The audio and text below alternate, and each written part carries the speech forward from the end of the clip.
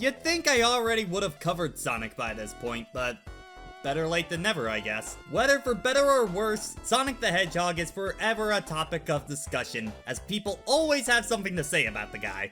But if we're gonna start covering this franchise, I think it's best to start with the classic series, the games that made him an icon to begin with. And I got a lot to be covering with that, but first let's start off with the original Sonic the Hedgehog on the Sega Genesis. Or Mega Drive, region dependent. Now I have a feeling most people watching this, especially Sonic fans, are familiar with the development history, but in case if you aren't, when Sega was starting out in the console market, they were struggling to reach the same heights as Nintendo's NES. And with the gap further widening with the upcoming Super Nintendo, Sega needed something that would be able to rival Mario, and their first attempt with a mascot, Alex Kidd, just wasn't cutting it. So Naoto Oshima created designs for a few characters, and ended up with a hedgehog. Then he approached Yuji Naka to help program a game as a platformer.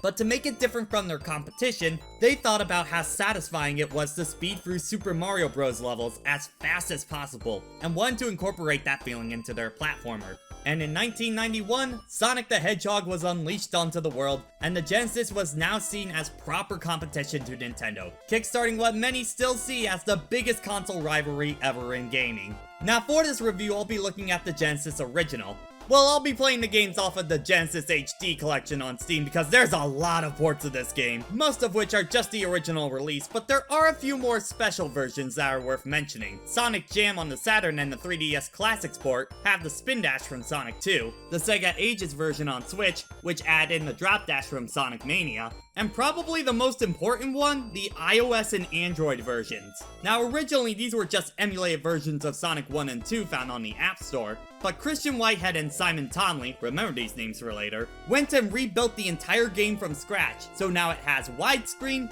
the Spin Dash from Sonic 2, Super Sonic is now in the game, and you can play as Tails and Knuckles as well. So if you don't mind playing on mobile, this is the ideal way to play the game. I just wish these got ported to Steam or something because I would buy these again in a heartbeat. Oh yeah, there's one other version as well. The Game Boy Advance port, more commonly referred to as Sonic Genesis. And oh boy did this port get messed up. Sure, you got the Spin Dash and a level select, but you also have screen crunch, poor frame rates, wonky physics, missing sound effects, lower sound quality across the board. This might be in contention for one of the worst games in the entire franchise, which is saying a lot. I did an entire stream of this version a while ago, and it did not end well. Actually, every second I live is agony. I could seriously make an entire video on just this port. It's yikes. But alright, enough with the different versions of the game. Let's get into this. Sonic 1's story is about as simple as you can get. Dr. Eggman, or Robotnik region depending, is after woodland creatures to transform into robots for his army and seeks to power up the 6 Chaos Emeralds for his plans. Sonic goes to stop the Mad Doctor, get all the emeralds, and save the day. All manual stuff that's never really shown in the game, you know the drill, let's get a move on. So Sonic 1 for an early Genesis title, I think has managed to age pretty well. The sprite quality still looks great and everything pops out in the right way. The only thing that I'd say hasn't really aged that well are the special stages, mainly because they can be a visual overload, and it feels like too much is going on, especially with the screen size as it can feel too close for these in particular. Sonic was also one of the first video game characters to have a lot of personality shown through his gameplay. The title screen alone shows you that this guy isn't gonna be your typical pro tag, and standing around would make him get more annoyed at you, telling you, hey, come on, get a move on. I know that's typical now, but it wasn't common back in the day, and it did make the character stand out from the crowd. Also helping that is the soundtrack. The Genesis was pretty infamous for having a very twangy sound with its music. But the Sonic series always had a way of taking that sound cart and making it work to its advantage. Favorite tracks from this game would be Green Hill, Spring Yard, Starlight, and Final Zone. It's good stuff. So overall, Sonic 1 has managed to hold up pretty well presentation-wise. But how about the gameplay? Sonic acts like your typical platformer with a larger emphasis on speed. The goal is to make it to the end of the stage in one piece, with each zone being broken up into 3 acts. Sonic can collect rings throughout the level, and if he gains 100, he gets an extra life. But if you're in Act 1 or 2 of a stage, if you hold on to 50 by the end, you'll be able to jump into a giant ring and get a chance at a Chaos Emerald, with there being 6 in total.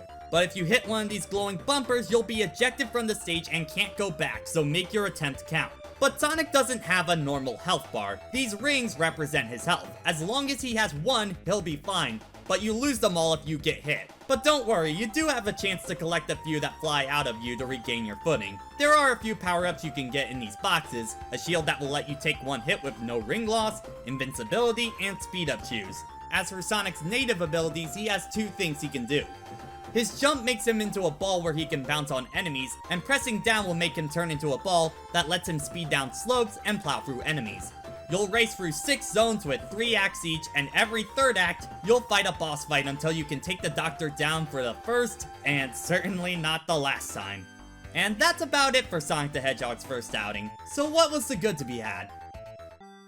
So the good in Sonic 1. Well, I do want to praise the level design. Stages like Green Hill and Starlight Zone give you a ton of areas where you can let the momentum of the physics engine just let you build up speed, and nailing these sections feels great, and would become a defining trait of the series from here on out. The speed is a reward for playing well, and it factors into the level design. See, stages are sometimes built into, say, a top and bottom route. Top routes usually require a bit more finesse to keep on, but are usually faster and give you more rewards, while the lower routes are normally a lot slower. So staying on the top path is preferred, and leads to a better experience the better you get. But if you get sent to the bottom path, it's not the end of the world, you just need to be a bit more careful, which does create a better feeling each time you replay the game. Plus, the game actively rewards you for going off the beaten path with rings or 1-ups, so it makes exploration worthwhile. It also rewards play, making the Chaos Emeralds only available if you keep 50 rings to the end of the stage, and since you lose all your rings when you're hit, if you want the emeralds, you gotta play smart. Not to mention, I do think the difficulty is pretty on point. I do think anyone can beat it, you got plenty of lives and continues, but even today, it can still put up a fight, which I do find commendable. The special stages being a good example of that. I think they strike a good balance between reflexes and memorization, and getting all 6 in a run makes me feel pretty accomplished, not gonna lie. But there are issues that hold it back from its full potential.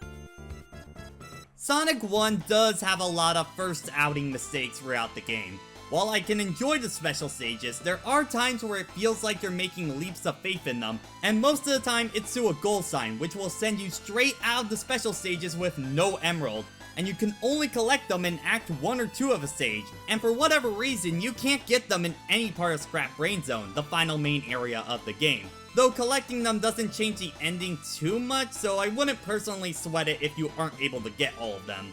I would say the game has a very weird sense of pacing, because I found for every zone where you get some speedy platforming, there's a zone right after that likes to slow the pace of the game down dramatically. For example, right after Green Hill, you have Marble Zone, which has a lot of times where you need to wait on blocks to pass through, timing puzzles, and a more maze-like level design, where the flow of the game isn't as fun as the zone before it. It also doesn't help that this is only the second zone of the game. Spring Yard is one of the better zones in the game, but some of the level design can feel kind of awkward to traverse through, especially if you're trying to go through the Chaos Emeralds.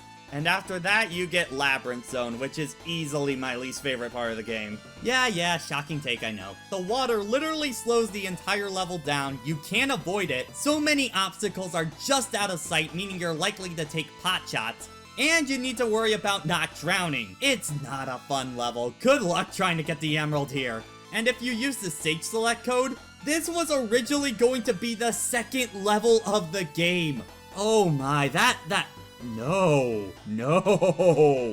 Then you get Starlight, which is probably the best level in the game, not many issues there. And finally Scrap Brain, which is probably the best of the 3 big examples, but it does have a lot of death traps. Other than that, it's actually a pretty good final level.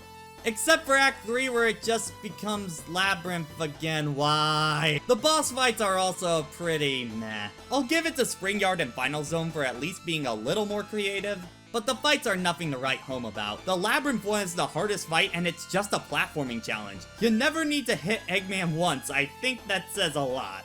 And finally, there's some faults that are just a bit more noticeable when you go back to this game after later titles. Like sometimes you need to run back and then run forward to build up speed for slopes. Sonic carries a lot of weight with him when he jumps, making tiny platforms problematic, and if you land on spikes after taking a hit, you don't have invincibility frames, so that's a death.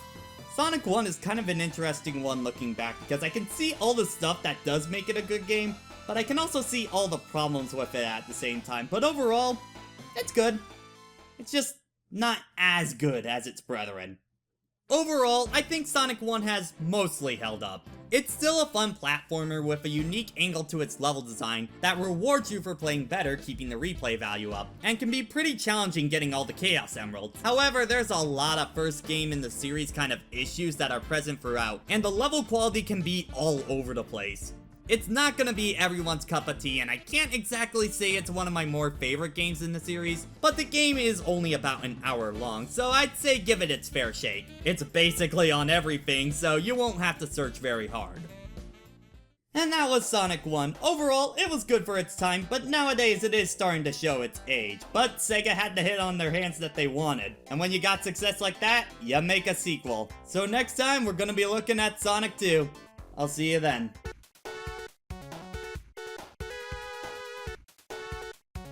So after Sonic 1 came out, Sega had their answer to combat Nintendo, and with the sales numbers in, a sequel was quickly ordered. But here's where things get interesting. Despite all the success for the game, lead programmer Yuji Naka and Sega of Japan got into disputes that ended up with Naka leaving the company for a bit. But over in the West, Sega Technical Institute was being formed in America thanks to one Mark Cerny, who, if that name sounds familiar, he was a producer and designer on many franchises such as Crash Bandicoot, Spyro, Ratchet & Clank, Jak and Daxter, and the director of Knack. Oh my god, I just did that review, leave me alone! Anyway, he managed to recruit Hirokazu Yasuhara and Naoto Oshima. With two of the big three from Sonic Team recruited, Mark managed to convince Naka to join the American division to help develop a sequel to Sonic. Naka agreed, but on the condition that there would be a two-player mode since he wanted to do that for the first title, but he didn't get enough time. As development started, many ideas would change over time, like the game originally having 18 zones and a time travel concept that was dropped very quickly. The team did have a hard time in development due to the Japanese and American cultures and work styles clashing. So much so that the game's credits were thrown together at the 11th hour of development. But the game was released and Sega now had this whole blast processing happening. The Sega Genesis has blast processing. Super Nintendo doesn't. So what's blast processing do? Okay, to clear the air, what even is blast processing? It was mostly a marketing stunt. The basic idea was that the Genesis processor was fast enough that you can interpret new data as pixels were being drawn. Not many games actually used this feature, however, and it was actually removed in later revisions because it was unreliable. But the marketing team never mentioned this, and it sounded cool, and that was the name of the game back then. Now, just like last time, I'll be focusing on the original release for this video, but there are a few special versions of the game, mainly the iOS port that adds in some more moves for characters, widescreen, a better draw distance and frame rate in the special stages, and also reintroduces Hidden Palette Zone, which was one of the zones scrapped during the development. And there's also the Sega Ages port that adds in Mania's Drop Dash. So Sega got their wish and Sonic 2 became another massive hit, but after reviewing Sonic 1, will my opinion change on Sonic 2? Only one way to find out, so let's get into it. So sometime after the first game, Sonic ends up meeting with a small two-tailed fox named Miles Per Hour. But he'd rather go by the name of Tails, and the two end up becoming good friends. Meanwhile, Dr. Eggman starts up his plans once again, and Sonic and Tails go off to stop him, which involves them taking out the Death Egg. No copyright law in the universe! Later, not now.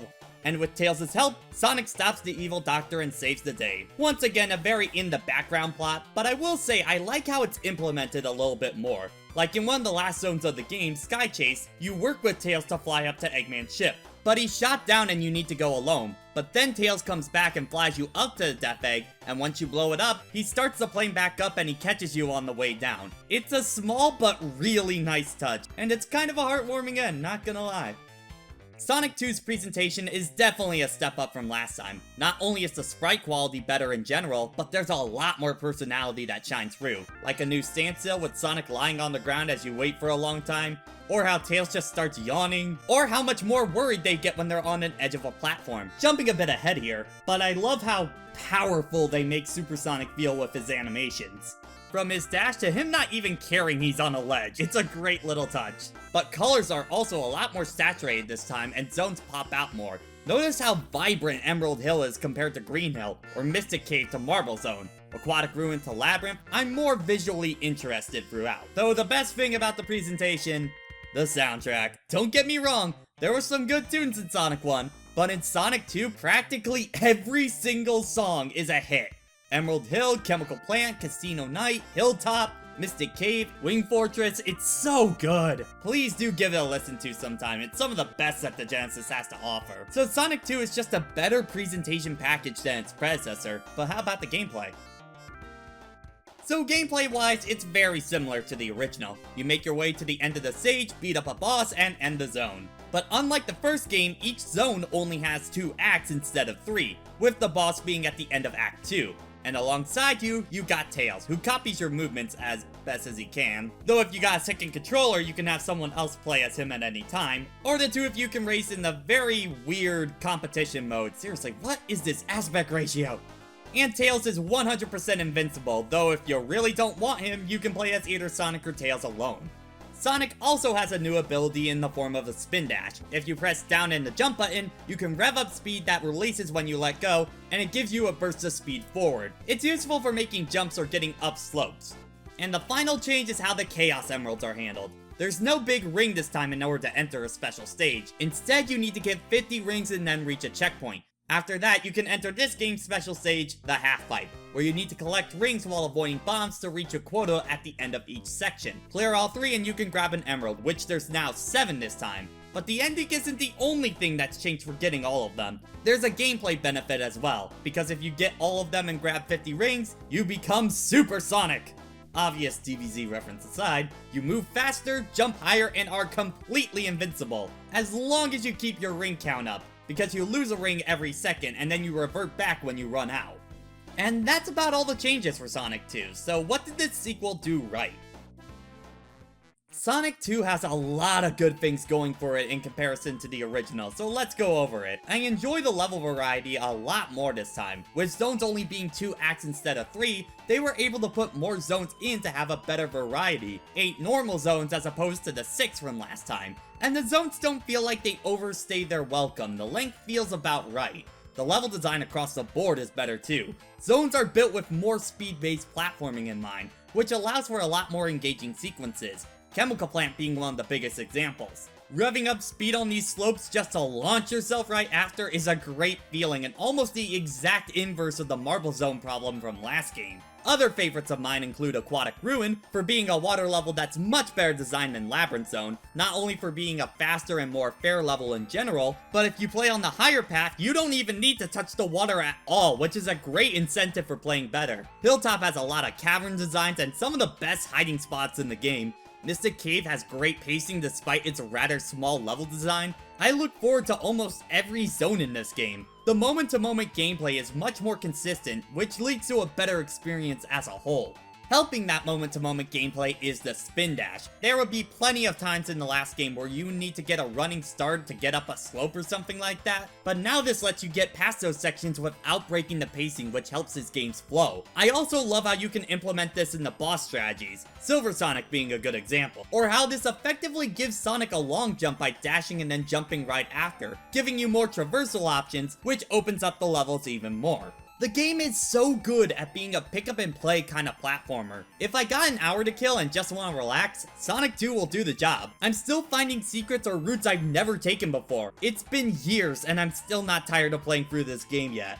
And I also enjoy the addition of Tails as well. While sometimes he can get in the way, he can go in and get a few extra hits to end a boss, and he makes for a good little sibling helping you out kind of playstyle. I just wish he followed your movements a little better, that's all. Really, Sonic 2 just improves on its predecessor in almost every way, but it does have a few issues on its own. Sonic 2 does have a few rough spots, and while they're not game breakers or anything, they just don't feel as polished as the rest of the game. You do have the option to play Tails by himself, but while some versions like the iOS port would give him his signature flying ability from Sonic 3, in the original and most releases, Tails plays no different from Sonic, making it feel redundant. Especially because he can't go super by collecting the Chaos Emerald, so there's really no point to play as him alone. Something that doesn't change depending on character are the boss fights. While Sonic 1's weren't exactly great, here they're kinda pathetic. They can barely harm you, and ones like Hilltop and Chemical Plant, you can combo them before they even get a chance to strike. It's almost sad.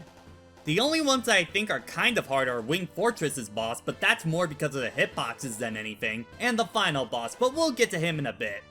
While the zone variety is better, there are a few that I don't think quite hit the mark, and they're all kind of at the end of the adventure. Oil Ocean is personally my least favorite zone in the game. I'm not a big fan of the theme or gimmicks, the level design has a lot of automation, the pacing is really slow in this one. I just never look forward to this one. Metropolis Zone is also a pretty infamous zone, mainly because it's the only stage to have 3 acts instead of 2, but it's a long stage, the level design can be confusing, and the 3 main enemies, Slicers, Asterons, and Shellcrackers, are 3 of the most irritating badniks in the series. But at least this one isn't as boring to me as Oil Ocean, so I can give it that. Now Sky Chase and Wing Fortress, I don't mind that much. Sky Chase, while being an automated level, is a good calm before the storm kind of level, and it's a bit of a breather after Metropolis. And Wing Fortress will really put your platforming skills to the test. And then finally, Death Egg Zone, which can be pretty tough. Not for the Silver Sonic boss, because that's a cakewalk. But more the final boss of the game, the Death Egg Robot. You have no rings for this fight, so one hit will kill you, and you have to avoid the spikes and the fire from the backside, otherwise you lose. Nowadays, I know when to strike, so this fight is no problem, but your first few runs? Yeah, this guy can be a difficulty spike right at the very end. Not even Super Sonic can save you here. Speaking of Super Sonic, while a fun reward, I do think it is a bit more trouble than it's worth. First off, trying to find 50 rings and then search for a checkpoint doesn't feel as natural to me as keeping them all at the end of the level. It forces me to play the game in a particular way that goes against what I feel like the level design was made for. And regardless on whether you get the emerald or not, you lose all your rings when you leave the special stage, forcing you to hunt them down again, which adds to your playtime. It took me over an hour just to get all the emeralds for this, which is the amount of time that it takes me to beat the game normally.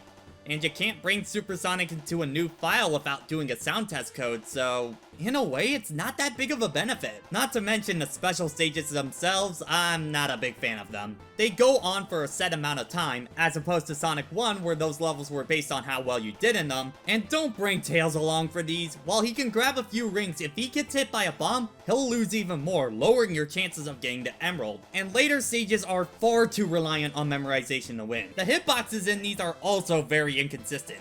Like, I can't grab these rings, but I can hit this bomb and it blows up and I somehow don't lose any rings? What? Not to mention, with Super Sonic himself, while playing as him feels great, he also can get in the way just as much. If you have 50 rings, you're forced to become him when you jump, whether you want to or not. And you can't get out of him until your ring count runs out, which can be problematic in something like Mystic K's infamous Spike Pit, where if you're Super Sonic, you can't get out of it and you need to wait for the timer to run out. There's also the final few stages where there's much more precise platforming required, but because of the increased speed and jump of Super Sonic, it makes the platforming ironically harder than normal Sonic. So again, is he really worth it?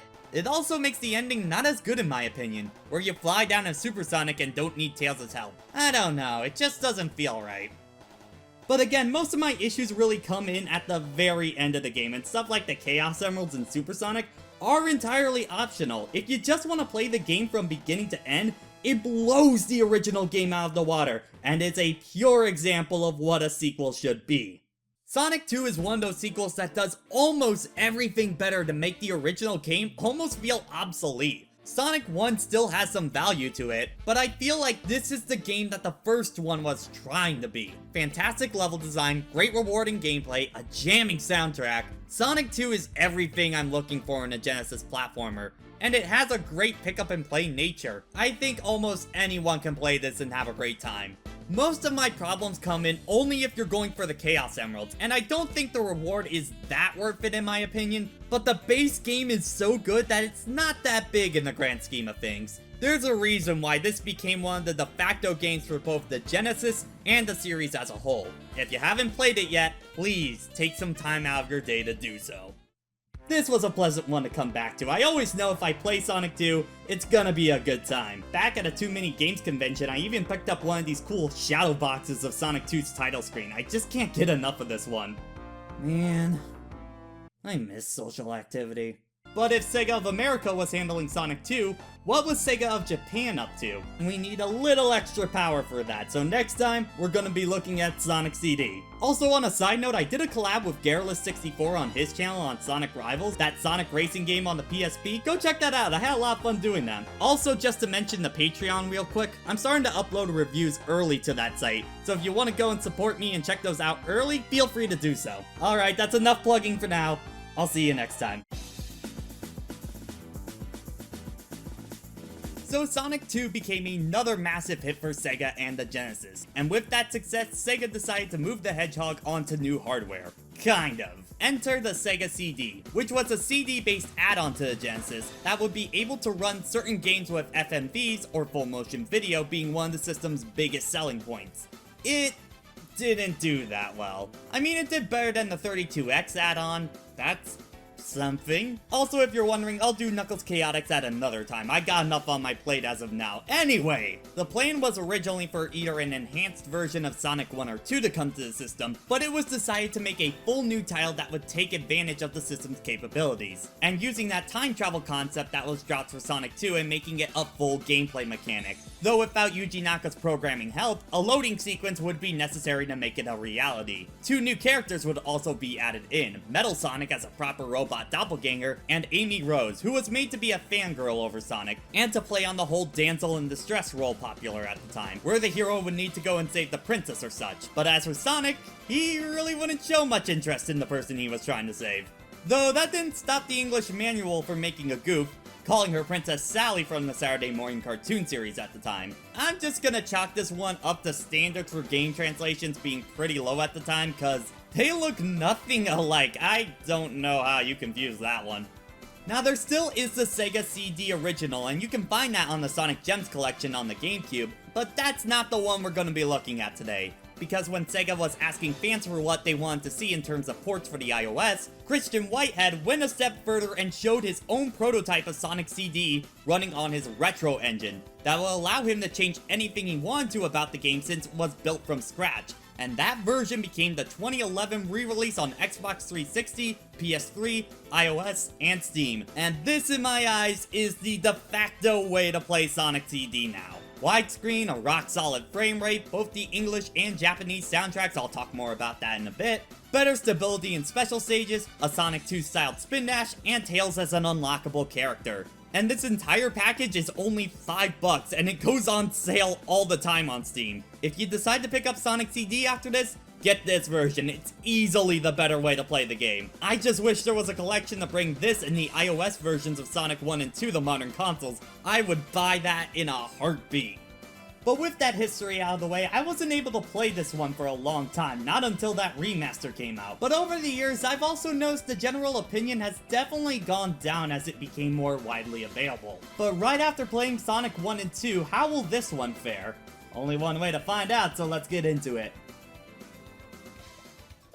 Sonic CD is set between the events of the first and second game, with Sonic going by Neverlake, where something called Little Planet shows up, a planetoid that comes by once every year, but Eggman has the planet chained up and has begun transforming it into his new fortress. He also seeks the powers of the Time Stones, which can control the flow of time. Sonic darts in to stop Eggman's plans, but things get more complicated after finding that Amy Rose, Sonic's self-proclaimed girlfriend/stalker, followed him there after she used tarot cards to predict Sonic would be there? What? Even for Amy, that feels a little, out there, alright. But then she was kidnapped by the newly formed Metal Sonic, who uses the pink hedgehog as bait for Sonic, and now he needs to save Amy, defeat Metal Sonic and the Doctor, and save Little Planet. So again, pretty simple plot. Though like Sonic 2, they have certain story events, like Metal kidnapping Amy, and a little intro before the boss fight with him that does add a nice bit of character. And there are 2 separate endings this time that do feel a bit more significant than before. One where you free the planet, and the other where Eggman gets away and Little Planet is still chained up. So it does provide a bit more story reason to fully complete the game this time, which I like.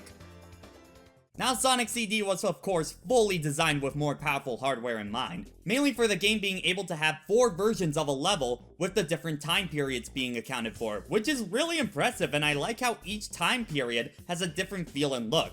like how the past sometimes feels more prehistoric, and the futures can either be dystopias or utopias, and I think it's cool seeing how each stage changes. Same goes for the special stage, which has this whole 3D effect. It's pretty impressive for the system, and I really like how it looks. With the exception of Special Stage 6, because oh my...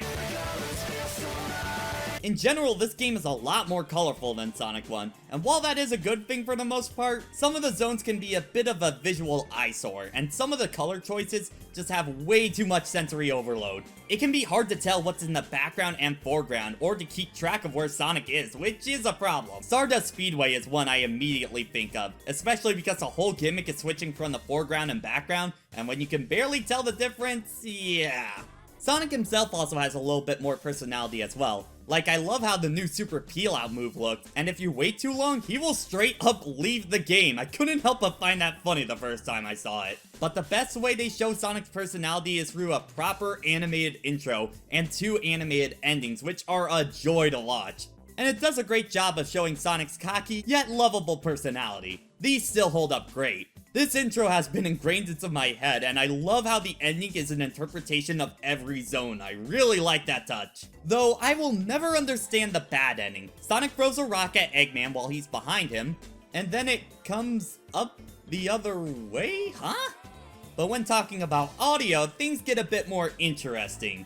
Well, Sonic has a different jump noise, and it's okay, I like the Genesis one more, but that's not the big thing I wanted to talk about. It's more that in addition to CD quality audio, the soundtrack is actually completely different depending on your region. See, Japan and Europe shared the game's original soundtrack, but in America, the entire OST besides the past versions of the stages were changed since those were hard-coded into the game. It's never been fully confirmed, but it's likely Sega of America thought the soundtrack was just too odd for the time, and instead wanted to change the soundtrack. I personally think they tried to make it feel a bit more like Sat AM, which was really popular at the time, and the result of this change? It's okay. There are some good tracks. Title Tempest is a jam, and Sonic Boom is a pretty great theme. In particular, I love the credits version. But as a whole, I feel like its melodies aren't that memorable compared to the previous games, and there's this overall sense of trying a little too hard to be dark and moody, and I just don't think it works with the game as a whole. However, the Japanese soundtrack is an entirely different story. I know music is a subjective thing, but I love Sonic CD's Japanese soundtrack. It's bouncy, it's catchy, full of energy and life. You Can Do Anything and Cosmic Eternity are total bops. It's honestly one of my favorite overall soundtracks in the franchise, full stop. All I think I need to do for a comparison, here's beating a level in the American soundtrack,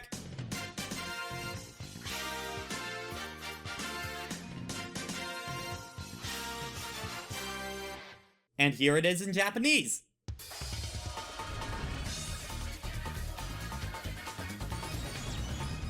Here's a boss fight in America.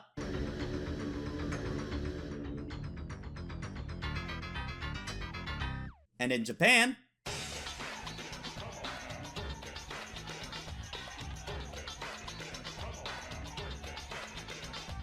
and the Metal Sonic fight or Stardust Speedway Bad Future in America,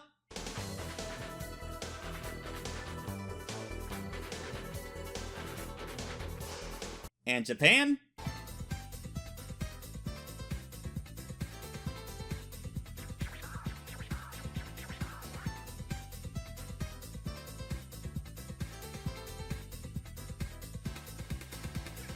I could keep going, but I'll put it like this. Anytime Sonic CD music is brought back, it's always the Japanese versions. I'm just saying.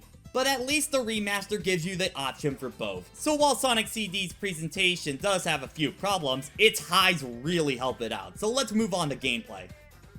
Sonic CD is mostly structured like Sonic 1, where you need to go through zones with acts in each, though Act 1 and 2 are actual levels. Act 3 is pretty much just a boss fight. Most stages are based on similar themes to the original, but have their own elements as well, such as tubes in Title Tempest, or pinball added into Collision Chaos. But Sonic CD's main gimmick revolves around time travel. You'll see these signs around the area that have future or past written on them. After hitting one and keeping a consistent speed for a bit, you will travel in time where the level design will be altered. The big goal here is to go and hunt down the robot generator. Destroying these in a zone will create a good future for that stage, and you'll need to do it in both in order to make a good future for the zone as a whole. If there's a bad future, the area is taken over by machines and is much more treacherous. If you create a good future, you remove all enemies and the area thrives. You need to get good futures in order to get the good ending that will save Little Planet. However, if you don't want to go for the generators, there is a workaround. If you get 50 rings and keep them to the end of the stage, you will go into a special stage like Sonic 1. Though here you run around a 3D environment and need to destroy all the UFOs before time runs out. If the time drops below 60 seconds, a UFO will appear in the middle that you can break for more time. 3 pro tips for this stage. Don't go into the water, it drains your time like nothing else. You can press down on the D-pad in order to slow yourself down, and you can exit out of the game and reload if you're about to fail and want to try again. Mainly because the game now saves after every act, which kinda makes continues pointless, not gonna lie. There is also a time attack where you can play each stage individually. Sonic also has his spin dash, and while in the remake you can make it closer to how it was in Sonic 2, though in the original game it's a little weird. You gotta wait a second and then let it launch, otherwise you'll get no speed. If you want to speed up right away, you got this new super peel out. By pressing up and jump, you will rev up in place, and it gives Sonic a unique running animation. Either way, speed for the zones, defeat Eggman and Metal Sonic, and save Amy and Little Planet. All in a day's work. So how does this adventure hold up as a whole? So the good in Sonic CD. Well, when you look at this game in comparison to Sonic 1, since it's more of a sequel to that than Sonic 2, I can notice some improvements for sure. I don't think it has the same pacing problems as Sonic 1. Just about every zone keeps the pace up, and I'm never bored playing it, like how I could be in, say, Marble or Labyrinth Zone. Speaking of Labyrinth in particular, the replacement zone for this game titled Tempest, like, night and day comparison, this one is so much better. It feels like it was made around the slower movement in mind, but it also makes it more explorative and forgiving. You even got these tubes to help change the path, and the top route is completely out of the water, which, yeah, big fan of this one. I'm also a big fan of the special stages this time, and out of the games I covered so far, this is probably my favorite one thus far. I think this one goes beyond just feeling like a gimmick and is actually a fun and fair challenge. You need to keep on your toes, and it does require a decent amount of skill and planning to keep the stage going and get them all. I actively look forward to playing this one at the end of the level. I also don't need to keep retrying it over and over and over like I did for the first 2 games, so that's a benefit as well. Plus, I think getting good futures is a better reward than Supersonic. I said it last time, but I felt like you had to go so far out of your way to get Supersonic, and even then, near the end of the game, he ends up doing more harm than good. So if I play better without him, I don't feel like the reward is worth it in my opinion. But here, the fact that you are working towards an ending makes it feel like it matters a bit more. It gives me more motivation to want to get the good futures, but there's also a gameplay reason. The fact that you can make the zone significantly easier by eliminating all the enemies in good futures makes it a much more useful reward, and I feel like I get more out of that than Supersonic. Yeah, you glow and all, but I don't need a diminishing ring count, so time stones all the way. I can really respect a lot of the choices that Sonic CD makes. However, some of those choices didn't end up going as well. Sonic CD does have problems, and a lot of them do feel like big oversights. One of these would be the implementation of the spin dash and super peel out. The spin dash isn't really that helpful unless you make it like the Genesis one, because of that wait time I mentioned before, and I don't really get the point of it and the super peel out, because with the peel out you can just press down right after and it becomes a spin dash, or in the remaster you can just use the Genesis spin dash, which kinda replaces the need for either. Yeah, I was never a big fan of the peel out, and I can see why many games don't really bring it back. But something that did come back, unfortunately, pretty lame boss fights. The only one I think is decent is this conveyor belt one, but the others, for example, the first boss, it's done in 2 seconds and they give you an invincibility for it.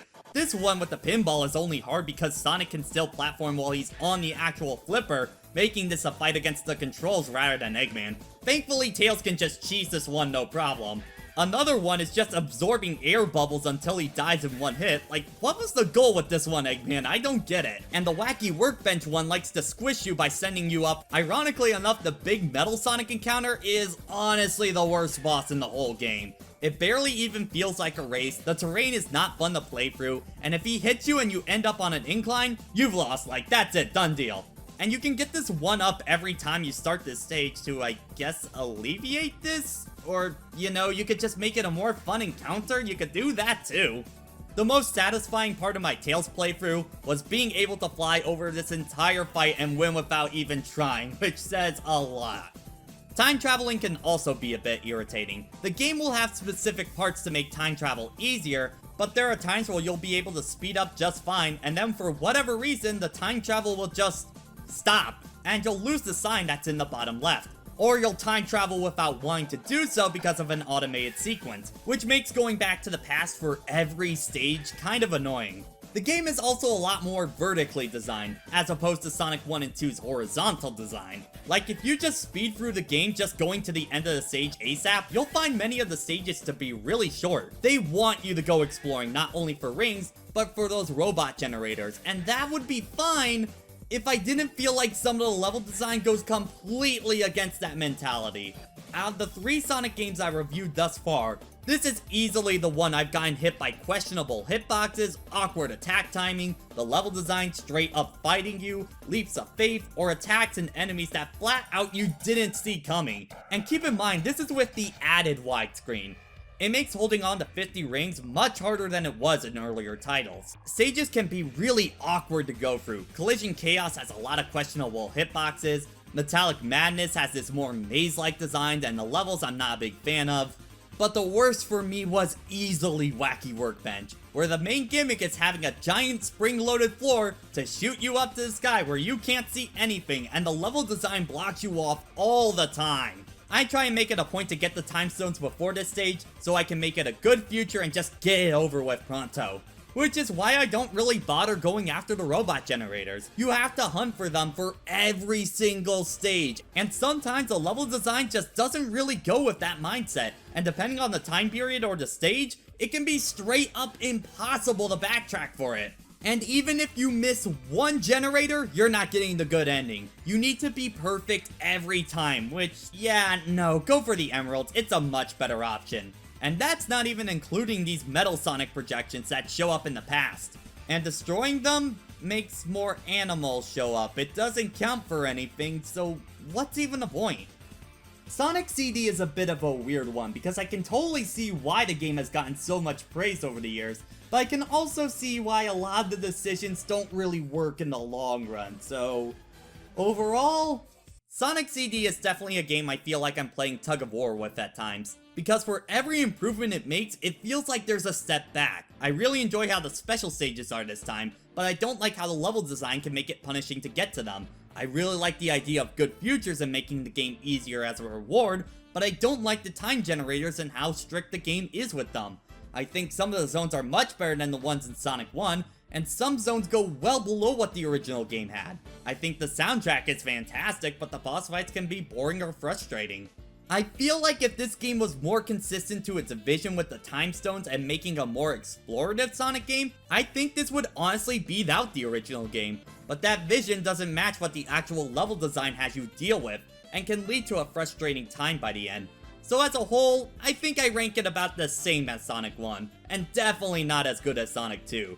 Which, keep in mind, that still means it's really good, and thanks to this remaster, I have a better appreciation for the game and what it wanted to do. But I wouldn't really start with this one. I think this one is for a very specific kind of crowd. But if you're familiar with the franchise and haven't gotten a chance to try this one out, give it a shot, you might find a new favorite in this one. Again, if you decide to pick this one up, easily go for the remaster, it's the best version of the game. I really wish that the other games would get the same console treatment, but maybe one day. But for next time, some assembly is required, as we're looking at a game too big for one cartridge to hold. We're gonna be looking at Sonic 3 and Knuckles back on the Sega Genesis. I'll see you then.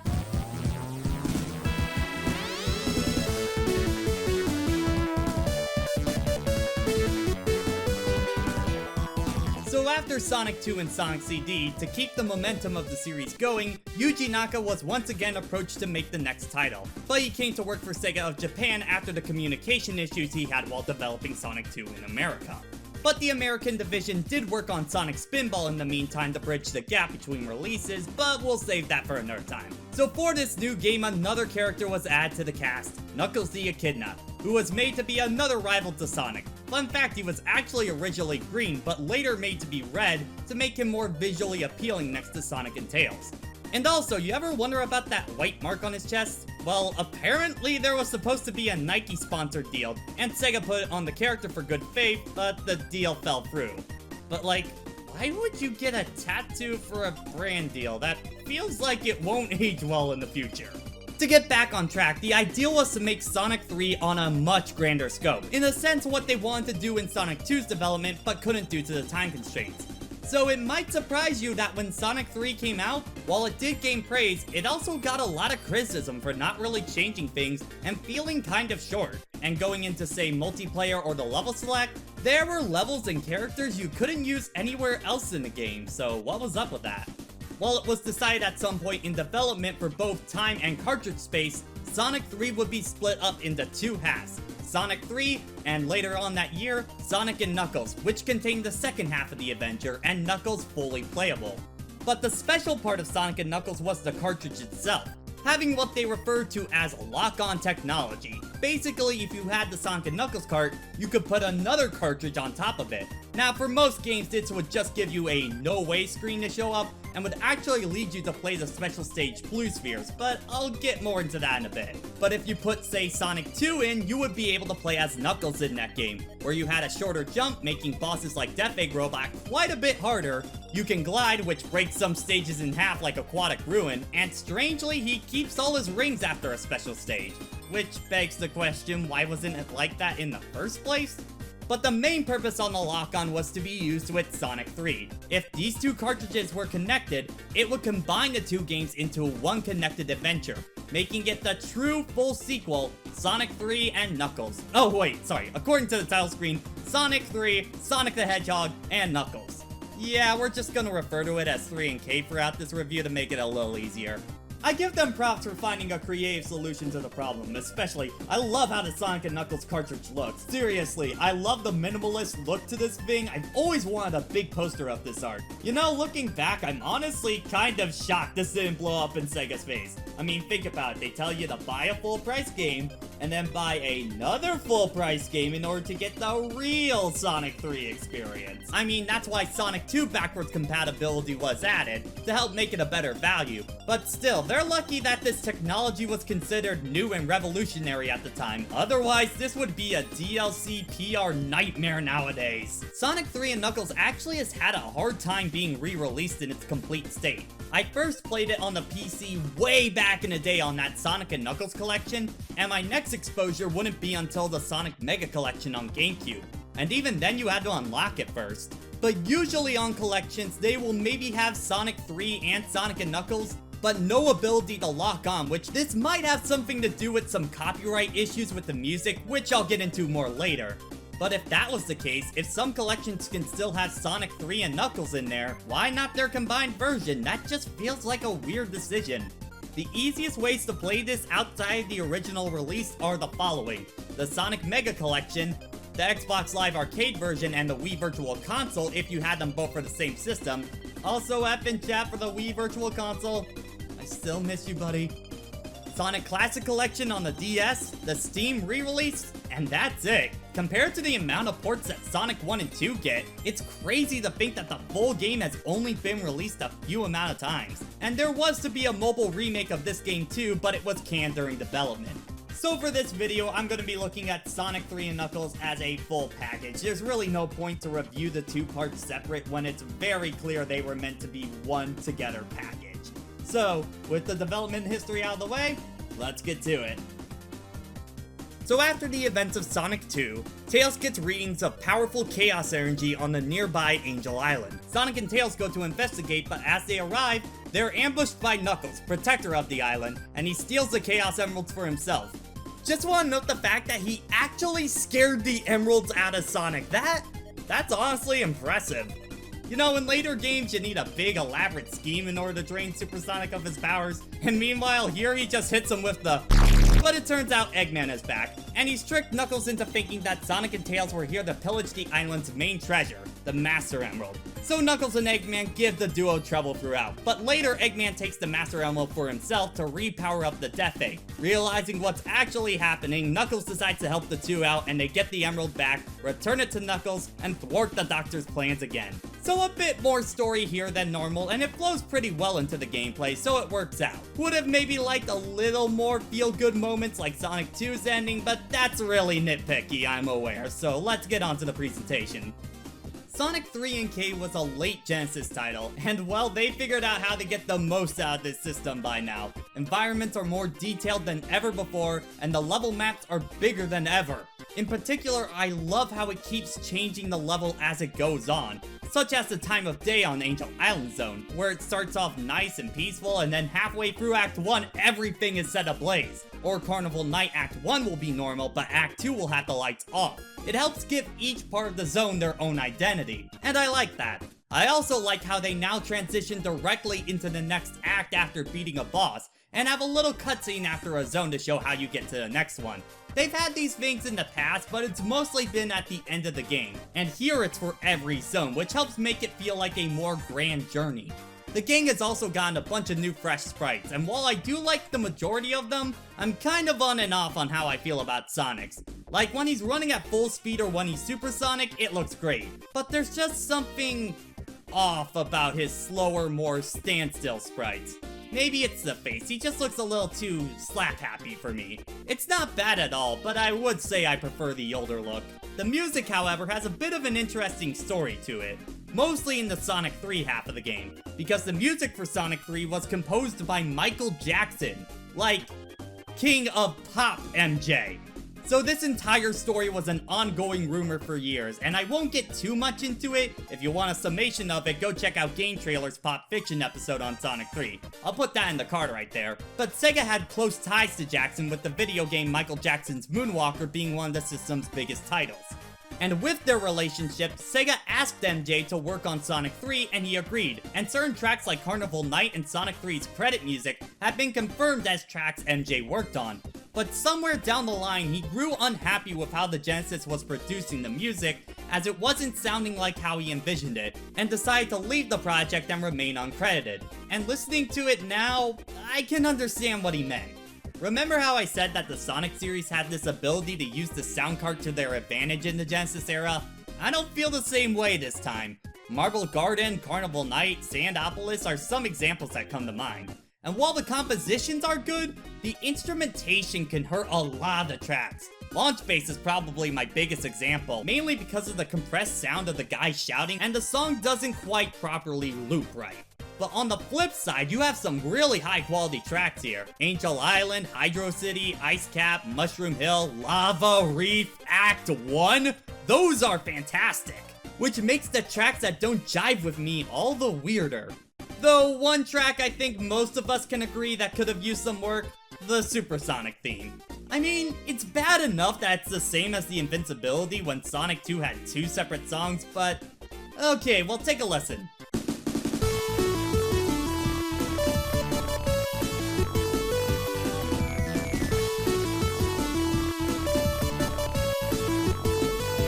It's okay, right? Well, that's the entire song. Now imagine that looping over and over and over and over. It gets tiring in no time flat. So Sonic 3 NK definitely has its ups and downs when it comes to the presentation for me, but what about the gameplay? So 3 NK is about the same structure-wise. Get dropped into a level and race your way to the end to fight a boss and move on to the next one. However, you now have a save system that will start you at the beginning of a zone if you get a game over. And when you beat the game, you can go back to any previous zone at your leisure. You also now can control 3 different characters. Sonic, of course, is back, but he doesn't have that super peel out from last time. Instead, he's got this new insta-shield that you can get by pressing the jump button again in the air. It gives him a few extra frames of invincibility, and he extends his hitbox out a little bit more to do damage where he normally would get hit. Tails now has his flying mechanic that he would later become known for, where he can fly anywhere he wants to as long as he doesn't tire himself out. If you have a second controller when you're playing as Sonic and Tails, Tails can carry Sonic up to different platforms. But new to the cast is Knuckles, and he's definitely the most different out of the 3. His jump is a little shorter, meaning that he can't get away with as much in, say, boss fights, but he has the ability to glide and climb up walls, as well as being able to break down obstacles in his way to make new paths that Sonic and Tails can't get to. But his paths are generally a bit more treacherous as a result. Think of it like Tails is easy, Sonic is normal, and Knuckles is the hard mode of the game. Also add to your kit are 3 new shields, replacing the normal one that you got before. But each of them gives Sonic a different modifier for his double jump. Fire makes you invincible to fire, and Sonic gets a new dash forward. Bubble makes it so you can't drown, and Sonic gets a bounce jump that lets him get more height the higher he bounces from. And Electric, the best one, gives you a double jump with Sonic, lets you cling on the ceilings, saves you from electrical attacks, and brings rings close to you if you're nearby. Now, since stages end with a mini-boss and then go straight into Act 2, there is no giant ring to go into a special stage, and when you go to a signpost, you'll get these new bonus games that let you get more rings or a shield. So you may be wondering how you get those elusive emeralds. Well, in stages, you'll find these giant rings if you got a sense for exploring. Hop into one of these and you'll be brought to blue spheres, where you need to turn all the blue spheres red in order to get the emerald. If you hit a red, you're sent out. Just a tip, if you get all the blue spheres on the perimeter, you'll be able to change all the spheres in the vicinity into rings, making the stage much easier. Collect all the emeralds and you can turn into your super form once again. As long as you're Sonic or Knuckles, because Tails is out of luck again. That is until the second half of the game. Once you enter Mushroom Hill Zone, the Sonic and Knuckles part of the game, you can forfeit your super form in order to do 7 more special stages to get super emeralds. And with these, Tails can finally get a super form where he has these little tiny birds that destroy anything near him, starting the tradition that small creatures are the actual gods of destruction in this universe. But Sonic and Knuckles can get a little something called hyper forms. With these, Sonic is even faster. He now has a double jump that he can aim in any direction, and he destroys any enemy on screen when he uses it. Knuckles gets improved climbing and gliding speed, and when he collides with a wall, he destroys every enemy on screen. And for Sonic, he needs to at least get his super form in order to reach Doomsday Zone, the true final boss of his campaign. And there is a 2-player mode, but it's 5 laps around a really small arena, and it's even lamer than Sonic 2, so not much to cover there. Other than that, that's the big changes for 3 and K. So how did this double adventure fare? Sonic 3 and K, you can feel, was a game on a much bigger scale, and as such, it has some of the most content in the entire classic series. For one, having 3 characters with different playstyles does add a lot of replay value, and each can take advantage of different tactics and alternate paths, which provide more ways to approach levels. Especially in Knuckles' case, because his routes are exclusive to him, which sometimes include brand new boss fights, which is a great way for making his playthrough stand out. And their abilities really lean into the exploration of Sonic 3, not only for the elemental shields, which I do think help with the variety of the gameplay, especially for Sonic, but also helping that are the secret rings. Which, while I'm fine with how, say, Sonic 1 and CD handled them, I like this system too. It encourages me to try different routes to see if I can get an emerald. And potentially, you can get these emeralds in much faster time. Like, you can get 3 to 4 of them in Angel Island, the first zone of the game if you play your cards right. And yeah, I do go after them because super forms are a lot more fun to use this time. Mainly because the level design feels like they were built more with the super forms in mind, and the platforming isn't as precise, so I can zoom around like the little golden devil I am. And if you manage to find a special ring after you get all the emeralds, you get a free 50 rings, which means you can transform right away. I really like that. And on top of that, you have the hyper forms, which really do add a nice sense of risk versus reward as you give up your super form, but if you can clear those special stages, you get an even better form, and I think that's a nice step for going a step beyond. And while Hyper Sonic and Knuckles are really neat, honestly, Tails is my favorite one. Yeah, you don't glow rainbow colors, but that Flicky Brigade, they do all the work for ya at that point. It's easily the most insane form out of them all. And of course, the game has some good levels. I really like ones like Angel Island. Hydrocity is a fun, fast-paced water level. And yeah, I called it both Hydro City and Hydrocity in this review. I don't really care, but I know certain people in the comments will. Ice Cap is great for the music alone. Sky Sanctuary is a fun calm before the storm level. But honestly, I think Mushroom Hill takes the cake for my favorite zone in the game. A great balance of speed and platforming, lots of routes, a ton of special stages creating greater sense of rewards for exploration. Plus, I just love the theme of how it changes seasons as you go through the level. And I like how each act now ends with a boss. And in general, I think they're more fun than previously. They have a lot more variety and don't go down within a few seconds. The final few bosses in particular do a great job for the finale, and with how all the stages are interconnected now, it does help with the grand scope of the game and make it feel like a much larger adventure than its predecessors. But that does come at a price. Sonic 3 is a big game, and as such, there is some fat that I feel like could have been trimmed in my opinion. I'm pretty mixed on how I feel about Blue Spheres as a special stage. I like it more than Sonic 1 and 2 special stages, as it feels like I have more control with these, but I don't like how one mistake ruins an entire run, and the special rings aren't as common as you might think, so losing one of these hits a bit harder. Not to mention it takes about a second for a turn to register, leading to some frustration when you can react faster than the game can recognize it. I also tend to get tired of these more, not only because their design is very homogeneous between them, but if you go for all the Super Emeralds with all 3 characters, that's 42 special stages you need to play at minimum. Needless to say, I burnt out of these by the end of my playtime. Speaking of the Emeralds, I never understood why you were locked out of going Hyper until the second half of the game. The extra 50 rings is nice and all, but if I can still do the normal special stages in the second half, why can't I start them earlier and take advantage of those rings that I find? Especially because you lose your super form anyway when you try to go for the Super Emeralds. It's really noticeable with Tails since you get nothing for the Emeralds until the final Super Emerald, so I would have appreciated Super Tails more if I could attempt to get him earlier. And you can get all the Super Emeralds in Mushroom Hill alone, so what's the point of waiting that long? And speaking of the forms, I do think levels are built more with super forms in mind, though maybe a little too much. I think they really wanted you to have the forms to speed through these levels as fast as possible to make the reward for the super forms more worth it, because some of the zones without them are honestly a mess. Lava Reef being my prime example. If you don't have a form or at least a fire shield, good luck! It's frankly obnoxious, and just as bad, if not worse, than say Metropolis Zone from Sonic 2. And honestly, there's not many levels I enjoy this time. As I stated before, a few of them I think are good, but a lot of them are just okay, straight up bad, or have a gimmick that just sours my mood in them. Marble Garden Zone I have never enjoyed as a stage.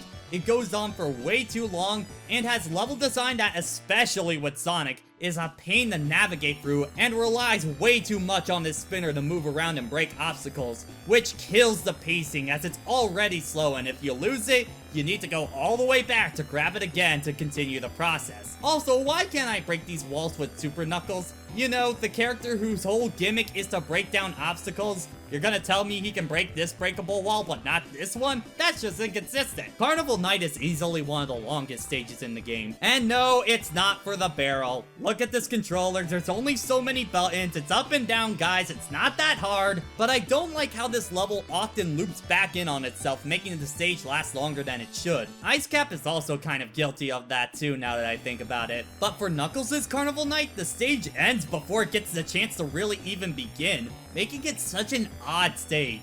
Launch Base for being Sonic 3's main final level just doesn't leave that much of an impression. Flying Battery has a lot of waiting around for obstacles to happen so you can move on, and it's filled to the brim with bottomless pits. Sandopolis is easily considered the worst zone in the game, and rightfully so. Act 1 isn't that bad, it just goes on for too long. But Act 2 relies on you doing door opening puzzles for almost the entire level, and the other fourth of it is just spent on looping slides and trying to make the lights stay on. This level is just straight up bad, and I personally have yet to meet anyone that legitimately likes this stage. Lava Reef, as mentioned before, is only really fun with fire shields or super forms. Hidden Palace Zone and Sky Sanctuary are alright, and Death Egg, while not bad, just isn't that exciting of a final level, and I'm not really a fan of the anti-gravity that it keeps pulling. So yeah, without many levels I enjoy and not having fun going for the emeralds, I just don't have as much fun with this game as I do the previous classic games. And I know many people put this as their favorite game in the classic series, but for me, I just can't agree with that. Sonic 3 and Knuckles is a game that I feel like I should like more on paper, but in execution just doesn't feel right to me. Like in Sonic 2 and CD, I did my Emerald and Tails runs right after doing my original run, not only to get them done, but I generally felt compelled to play the game again, and it was just short enough that there wasn't that much of a problem doing so. Sonic 3 and K is a lot more to take in, and if you're looking for a more meaty adventure, this will do it for you. But for me, I think it's a little too big for its own good, and I honestly had to take some long breaks in between each run. The other classic games, even Sonic 1, I can still pick up and have a good time, no problem. 3 and K, on the other hand, I need to tell myself I'm gonna be on this one for a while. And I can't say I was having as much fun with this as I did with 1, 2, or CD. And as such, I'd say it's my least favorite in the classic series, but that's not me calling the game bad. 3 and K is still a solid Genesis platformer that rewards your persistence, and it can be the most gratifying game to 100%. And for many, they do find this as their favorite in the classic series, if not the entire franchise. So I'd say you should totally check this one out, but for me, I enjoy it, but just not as much as the games before it. If you want to pick up one of the few re-releases and play the game yourself, go on ahead, get your own opinion, you know? That's why I do these things in the first place. I just want to share how I feel about games and see what you guys think. Now after this, mainline Sonic releases would start to fizzle out with stuff like Sonic 3D Blast or Sonic R being the few exceptions, until Sega finally decided to go back to his roots with a game everybody was getting hyped for. Sonic 4.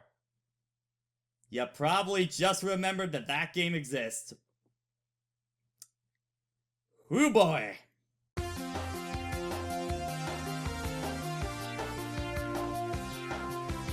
So after Sonic 3 and Knuckles, that was kind of the end of the mainline series for a while. There would be some spin-off games such as Sonic 3D Blast and Knuckles Chaotix, but Sonic wouldn't really have a presence on the next Sega system, the Sega Saturn. Well, outside of Sonic R, but even then, that's a spin-off. In fact, the next mainline game in the series wouldn't be till Sonic Adventure in 1999 with the series' proper jump to 3D. Not to say that there wasn't any 2D Sonic action. There was plenty of handheld action, including the Game Gear titles, the Advance, Rush, and Rival series. There's a lot of games in this franchise, guys, oh my god. But 2D action didn't really return to consoles for a long time. The closest would be the 2D sections found in Sonic Unleashed. But on September 8, 2009, Sega revealed something codenamed Project Needle Mouse, and later on February 4th, 2010, that game was revealed to be Sonic the Hedgehog 4, though the reins would be handed over to Dimps, the ones responsible for the Sonic Advance and Rush series. The idea was that Sega at this time was starting to notice a bit more of a divide between their younger audience with the more modern titles and their classic fans with the Genesis titles. So the plan was to start catering to both, and I think we know how that song and dance tends to go.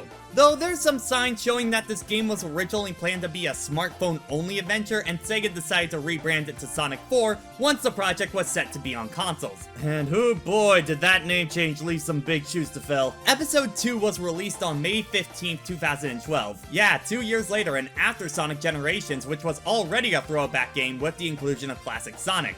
But this episode was only released on HD systems, not the Wii at all. However, sales-wise, this one didn't fare that well, mainly because that whole honeymoon phase with the original game was done, and most of the problems with it were clear as day. Many saw this as more of the same and didn't bother with it, which is why episode 3 was later scrapped, so these 2 episodes are all we have for this adventure. You know the game is automatically trying to play on the nostalgia bait. As soon as you boot the game up, you got that classic just like in the style of Sonic 1 and 2 respectively. Though poor Tails on this title screen, he looks like he's in constant pain. You might want to get the word out on that one. I should also mention that the mobile version of episode 1 has 2 exclusive levels to that version. One's just a bingo card table, and one's a minecart stage. Yeah, you're not really missing much by skipping these. Now I did play episode 1 back when it first came out, but not episode 2, so I'm going to be playing that for the first time today. And yeah, I know these 2 are separate games, but honestly, it's easier to collectively review them together like how I did with Sonic 3 and Knuckles. Anyway, with that out of the way, let's get into it.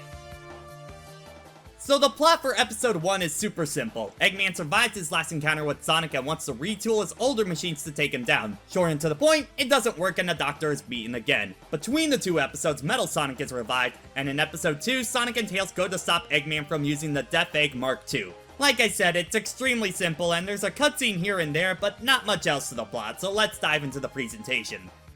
So presentation can change a lot depending on which game we're talking about, so let's start with episode 1 and Yeah, graphically this has not aged well at all. It tries to do a pre-rendered look kind of similar to, say, Donkey Kong Country, but it looks rough in HD. Especially noticeable on Sonic himself, he just doesn't look right at all. And I'm not talking about them using his modern design, more like he looks even more made of plastic than he did in Sonic Heroes. And environments never really amaze either, and I can kinda see the seams of how each level was made per se. Like, I can see all the edges of the PNGs that were made to make the level. However, Episode 2 does have it a bit better. For one, they decide to go full 3D, and as such, it has aged a lot better. Sonic and Tails look like how I expect them to, animations are much more smooth, and some of the stages like Sylvania Castle and Sky Fortress Zone, in particular Act 3, can really impress. The game is able to take advantage of lighting a lot more, and I think the levels look better because of that. However, something both games suffer from, their soundtracks. Both games were composed by Jun Senoue, who has been a long-time composer for the series, probably most famous for Sonic 3D Blast, the Adventure series, and being the guitarist for Crush 40. And normally I'm a big fan of his work, but here, not so much. A lot of the tracks are really short and repetitive, and not many have strong melodies or are that catchy. And I guess in an attempt to make it more sound like the Genesis, the instruments were made to be more twangy, but this just sounds a lot like the Genesis games that didn't use the sound card right, which the Sonic series was able to avoid for years. Mad Gear Zone being my prime example. Honestly, it kind of hurts to listen to, which is a shame for Sonic. Not to say every track is bad, Splash Hill is alright and Casino Street Act 2 is pretty chill, and the pinch music for the Eggman fights does have some good tension for the final hit, until they use it for the entire final zone. Seriously, you can tell this song was not meant to be looped that long. But I gotta mention, I'm not big on the special stage theme. It feels more like I'm putting a baby to sleep rather than getting an all-powerful Chaos Emerald. Especially noticeable when you get a 1-up because the sound balance isn't quite right, so in a special stage it's like, go to sleep, dear little child, drift off now to bed. Yo, you got a 1-up, let's go! Unfortunately for Episode 2, I think the problems are only accentuated. The instruments sound even worse this time, like doubling down on trying to make it sound like the Genesis, and as such, the tracks just don't sound good to listen to. The tracks are even shorter and get used a lot more, like Eggman's pitch music is now the entire boss theme. Which, yeah, that gets old in no time. The special stage music, honestly, I had to turn off by the end because I was growing sick of it, but more on that later. And Oil Desert Act 2 and 3, just listen to this. Is that really the first impression you want to start the level with? So overall, while graphically Episode 2 looks pretty good, the presentation as a whole for both titles is honestly pretty lacking. Maybe the gameplay can pick up the slack? Maybe? Sonic 4 is mostly like the days of old. Speed through a stage and reach the signpost at the end, though each episode only has 4 zones with 3 acts each. And while the game gives you the option to play them in any order you want, as you can hop between zones at your own leisure, you will need to beat all 3 acts in order to reach the boss of a zone to clear it. Sonic can do his classic spin dash, but new to his arsenal is the homing attack from the Sonic Adventure series, where he can lock onto enemies and use them to boost his way up to new paths and such. Meanwhile, in Episode 2, with Tails by his side, he can perform tag actions. Like when you're in the air, you can have Tails carry you like Sonic 3, or having him control you like a submarine when you're in the water, or let you spin and roll in a direction to gain speed. Can't you two, like, do that normally? There's also this thing where you can hit a specific box and they just kinda go crazy and screen nuke everything. It's there. But speaking of boxes, there's only the classic shield this time that comes back, no elemental shields from Sonic 3, and you don't find giant rings to go into special stages either. Instead, it's back to how it was in Sonic 1, where you need to keep 50 rings until the end and jump into the giant ring. In Episode 1, the special stages are like the ones from Sonic 1, except there's a time limit that you can extend by picking up extenders and collect rings to get through gates to get to an emerald. Though instead of controlling Sonic, you're rotating the stage itself. In Episode 2, it's the return of the half-pipe, where you have a ring threshold to get to before a specific checkpoint. You got springs to take you to new areas, time rings where you need to collect them all in order to get a bonus, and a tether connecting you where you can get all the rings between players. Just keep in mind, in both games you can only get 1 emerald for each act, so you can't go back to level 1 and just farm for all 7 emeralds. But if you do get all 7, you can go supersonic once again. But they don't really change the ending for either game if you were curious. But speaking of both games, if you have them both on the same system, you can play Episode Metal, where you can control Metal Sonic in 4 levels from Episode 1, with slightly changed up level design. That's about it. Also, Episode 2 has both online and offline co-op, where most of it is one player's ahead for the entire time. It's there. Anyway, that's about it for the gameplay in Sonic 4. So what were the things to do right? Look, I think you know how things are gonna go down in a bit, but I do want to give credit to the things that I did like. It is a little bit more prevalent in Episode 1, but I like how they try and make every act different from the other ones, which does help each individual level in a zone have its own identity. Something that the classic series did struggle with looking back, as every act in a zone was relatively the same. Take Casino Street in this game for an example. Act 1 Neon City plays as a typical casino level, but in Act 2 Road of Cards, you run past these cards that if you get 3 matches, they will net you new items, and you have this cool card stack run animation. And in Act 3 Casino Climax, oh my. It revolves around using these cans to progress through the level. Seriously, Casino Climax? That just sounds like something ripped out of Bayonetta. And now I'm waiting for Bayonetta 3 to come out even more. I also like the special stages in Episode 1. Yeah, it's basically the same as Sonic 1's, but the time limit actually works out pretty well, and the control scheme makes me like them a bit more, especially because I can see where I'm going and it makes me feel more in control this time. Plus, each of the stages does feel different enough, so it helps in the variety. The only thing I'm not a big fan of are the bumpers, because they just catapult you in here, and in stages like 4 and 7, it's not a pleasant time. But those are the exception rather than the rule. Plus, using Supersonic is a great time. This was actually the first time in years we got to use him outside the final boss, so I'll give them credit for bringing it back.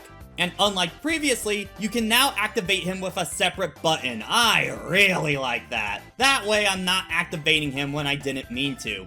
And I do like the team-up mechanic in Episode 2. I mean, the rolling ball one does feel redundant to me, and the underwater one is alright, but it's Tails' flight that's the real showstopper. I really like how you don't need a second controller to do this anymore. The level design has parts built around this concept, and you can take some fun shortcuts and paths when you really know how to get the most out of this thing. And saving yourself from falling with this, that honestly might be the best feeling I got from this whole package.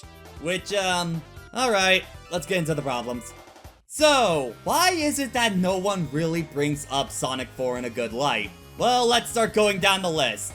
For one, it's how much this game borrows from other titles. Not just from Sonic 1, but even more so with Sonic 2 with, say, the special stage and boss fights, but also in terms of the levels. I mean, you have Green Hill, Casino Night, Labyrinth, Metropolis, Ice Mountain from Sonic Advance, and Sky Park from Sonic Rivals, which was really evident after playing it for the collab I did with Garrulous, card up there if you want to check it out. Oil Ocean and Wing Fortress. Sylvania Castle was the only one that kind of feels like its own level, but even then it's a pretty basic water level. And while there are a few new gimmicks here and there, they feel so much like their original zones without much to really make them stand out and don't feel as fun as their original zones. Especially thanks to the level design taking a major step back. Alternate paths are a thing, but it's nothing more than just a shield or some rings, so I'm not really incentivized to go out of my way to look for secrets. Episode 2 does have these red rings from Sonic Colors and Generations, one in each stage, except they don't do anything outside of one achievement, so why bother collecting them? At least in the games I mentioned, they unlock bonus levels, new moves, or concept art, and finding 1-ups in this game isn't really a big deal because the game just showers you in them. You get another life almost every few seconds. The game has 3 numbers on that life count for a reason. The level design also suffers a lot from automation. The amount of times I counted where I could just hold right and jump here and there to beat a level, it borderline on frustrating. Even doing that, I was able to hold on to 50 rings by the end, so what's the real fun and challenge in a level then? Especially because the game goes so overboard with springs and speed boosters that go into one another, that makes the level have a lot less flow. Like, look how much I'm instinctively trying to go the other way. I think that says a lot. Back in other titles, speed was a reward for playing well, which felt great to let the physics engine go to town. Here, it feels like a glorified loading screen that really got on my nerves when you see the amount of them in a row. And not really helping that is Sonic's control and physics. Oh boy, it's time. So Dimps built this game off of their engine that they used for Sonic Rush, where Sonic was a bit more floaty and stops more right as you let go of the button. But most of that game had you using the boost mechanic, so that type of control scheme made more sense there. But when you try and put that into a classic styled Sonic game, it creates a slew of new problems. One of the biggest being that the spin dash and rolling aren't really good means to gain speed, as you'll stop only a little bit after each. Like, look here, I'm rolling down a slope and I start to slow down. That's not how it's supposed to work. The best way to gain speed in this game is to use the homing attack dash a few times in the air, because the other methods won't cut it, which makes hills and loops that were once staples of Sonic level design feel clunky and unresponsive. Not to mention that the badnik bounce isn't really reliable, and Sonic won't curl up into a ball in the air, meaning that he will get hit by obstacles just out of your line of sight when it happens. Getting hit by a badnik I couldn't see coming happened so many times throughout both adventures, it got obnoxious, and about 80% of those hits did not feel like my fault at all. Especially when the homing attack itself is unreliable. Sometimes I will properly lock on, and sometimes I'll end up just doing a dash instead. Or somehow still get hit? What? Because of these changes, Sonic's lack of control removes a lot of the inherent fun of classic Sonic gameplay, so what you're left is with a weird Frankenstein of a game. And to get into more episodic stuff, while I did find fun in Episode 1 special stages, Episode 2, oh boy, Okay. First off, Sonic, how did you lose the emeralds in between episodes? It's never explained. And why can't I bring them over from episode 1 like with some kind of lock-on? These games are shorter than other classic Sonic games, and 3 and K already was a thing, so... But to get back to the stages themselves, I wasn't a fan of the half pipe in 2, and it's for a lot of the same reasons here. It leans too much on memorization, goes on for a long time, and it feels like you have to put in more work than necessary for an emerald. Especially with stage 7. This one has it all! Super tight movement, obstacles you can't see until they're right in front of you, one and done attempts with special rings where if you miss even one you don't get a bonus, and what makes it even worse for me is that the control feels like there's a bit of delay between your inputs and Sonic and Tails reacting, which makes timing even harder. Especially with Tails and this connect beam, where you need to think about both the delay for you and Tails to collect the special rings that I mentioned. And that made this final stage honestly my least favorite in the entire franchise, to the point where I don't think I will ever attempt to do it again if I play this game after this. What kind of makes it even worse is Super Sonic in Episode 2 is actually pretty underwhelming, because you're forced out of it anytime you do a team-up move. And with the ending not really changing, he's just not worth the pain to get it. Thankfully, in both episodes, if you pause before you exit the stage or reach a checkpoint, you can retry the special stage, but I had to play Special Stage 7 so many times, to the point where the song is stuck in my head for all the wrong reasons and it won't leave. Get out of my life! You remember how in Sonic 2 it took me a lot more time to get the emeralds than to beat the game?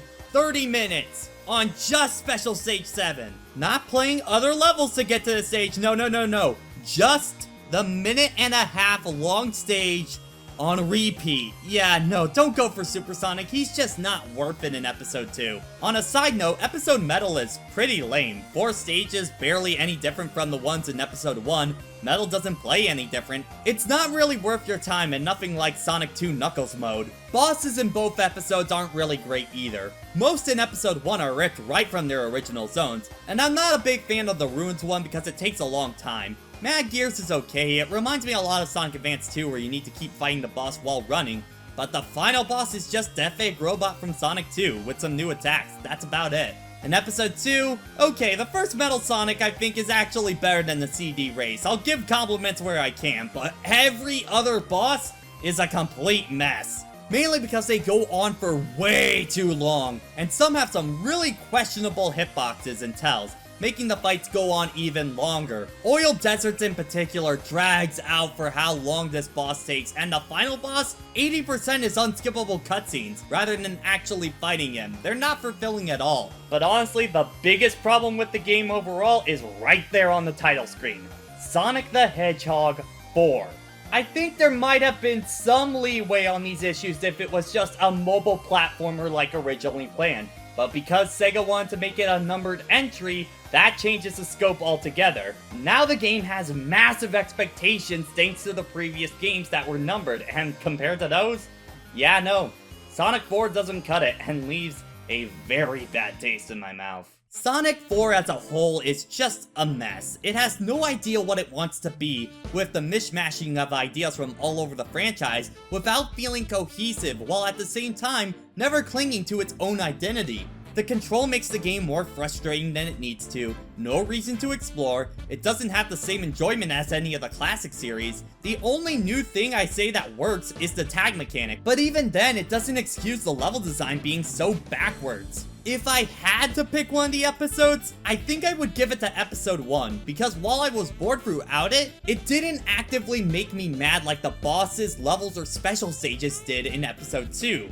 Episode 2 in general does have some big improvements, but for every step forward, it feels like there were 4 steps back. But even then, I wouldn't give either game the time of day, honestly. Look, as games by themselves, they're passable at best. But 4 keeps trying to copy Sonic 1 and 2, which are significantly better games, and I don't think Sonic 4 provides anything you can't get from those titles. Adding that 4 onto the title was probably the biggest mistake they could have made for this game. And a title that people were excited for now lives in infamy, if people even remember it to begin with. I know that might have been a brutal one, and hey, if you do like the game, props to you, but I just don't think it holds up that well, especially compared to the other titles in the series. Let's put it like this, in the Mania trailers, there is no mention, wink, nod, or anything to Sonic 4, which kinda says it all. Well, we only got one more stop on this adventure. With Dimps not being able to do the job, Sega brought in the fans for their help. Next time, we're gonna be looking at Sonic Mania. And don't worry, I'm covering the Plus content as well. I'll see you then.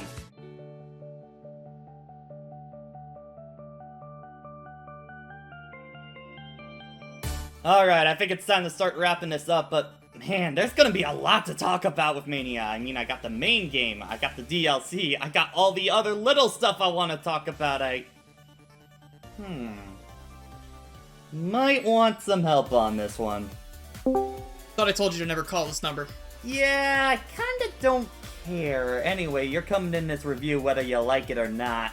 I am so sorry for putting you through Rivals. Please have mercy on me.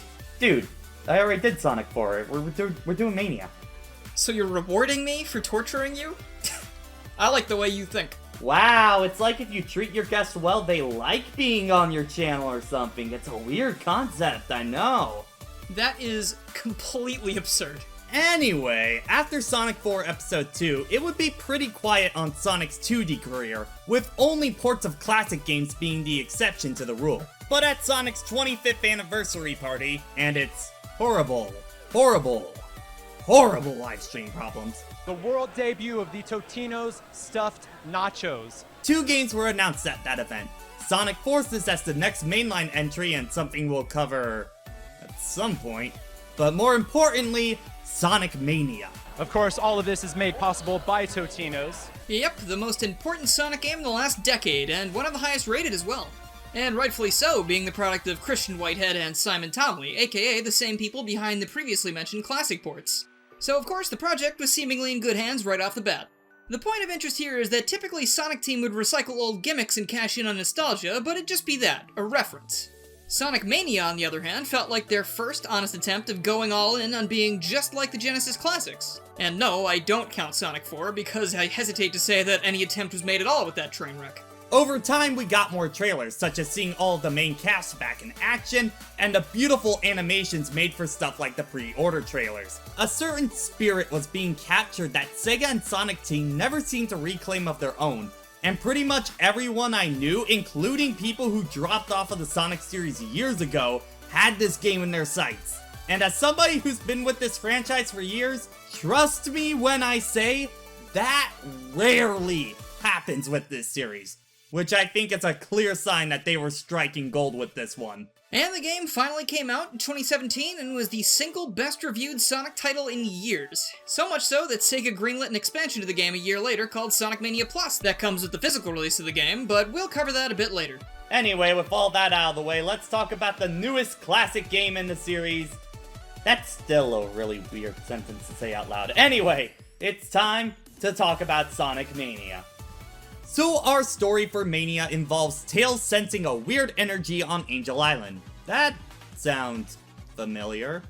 Anyway, Sonic and Tails go to the island to investigate what's going on. Some egg pawns end up pulling up the Phantom Ruby, which sends the duo and the nearby Knuckles through time and space, and transforms those robots into the hard-boiled heavies. Pretty much a group of new underlings for Eggman to boss around, as you go through each of the zones in another quest to take the Doctor down. Being a classic game, there's never any dialogue included to explain what's going on, instead opting for the visual storytelling seen in Sonic 3 and Knuckles and Sonic 2, and for the most part this works fine and things are communicated well. Aside for the actions of the heavies, that is. On my first playthrough I had no idea if they were working for Eggman or if they were operating on their own after that initial scene where Eggman yells at them, but apparently they're loyal to him until they get their hands on the Ruby, at which point the Doctor is discarded into the garbage disposal as you do with eggs that have served their purpose. The only real story would be the ending with Super Sonic, as it has the heavies and Eggman fighting over the Ruby, and Sonic putting an end to both of them. Then the Phantom Ruby takes Sonic off to be the worst gameplay style in that game. Yeah, good ending, woo! In other words, getting all the emeralds is the one that ties in with Forces. Ugh. I guess depending on who you ask, that's technically the bad ending of the game. But in all, it's another excuse for an adventure without much else, so let's get a move on to the presentation. Now, Sonic Mania, as we mentioned before, feels like the first time Sega fully committed to a 16-bit retro style for this kind of game. Though being fair, this game looks like it's something more from the Sega Saturn than the Genesis, but my god, Mania is a gorgeous looking game. The backgrounds are so vibrant, and the sprite quality is exactly what I want to see in a 2D classic game. I also appreciate the style return more to the Sonic 1 and 2 sprite as opposed to where we were in Sonic 3. And honestly, these sprites do a great job of both popping out and having a ton of expression, like look at these guys when they clear a level, it's so good! And even though it lacks a third dimension, they spend as much screen real estate as possible in this game, squeezing in references that some people might not even recognize. This is an anniversary game after all, and what better way to show that than to reference Sega Sonic Popcorn Shop? I mean, for real, when will they ever have a chance to do that again? And it might be a small detail, but I really love the distortion effect the Phantom Ruby gives off, coupled with that sound effect that... It really shouldn't hype me up as much as it does, but I guess I'm not really that hard to please. That was a lie, I'm a Sonic fan, we're very hard to please. Plus, Mania also has a great animated intro that sets the tone of the game perfectly, and I like how it's based off of the Sonic Japanese covers, it's a really cool detail. The movie also has 2 different soundtracks, which is kinda neat. And that soundtrack as a whole, mostly composed by one T-Lopes, straight up, one of the single best OSTs Sonic has ever had, which is saying a lot for this franchise. The remixes, the new tracks are all just a joy to the ear, and you get 2 for every zone. Stages like Chemical Plant 2, Studiopolis, Press Garden Act 2, and Mirage Saloon Act 2 easily being some of the highlights. Studiopolis ended up being so good, it became one of the new tracks to add for Sonic and Super Smash Bros. Ultimate, which must have been an honor for T-Lopes on that one. They also added Fist Bump. Later. Only happy thoughts right now. References aside though, where I think the game shines the brightest is its original stages. Sure, the returning levels look better than they ever have, but would you really take Green Hill Zone over the gorgeous sprite art of Studiopolis? It has just enough moving parts in the background to make it lively but not distracting, and the color palette is divine no matter what mode you're playing. Press Garden is also super unique, being set in an abandoned printing press, and you might be asking yourself, well, why is it called Press Garden then? There, that's why.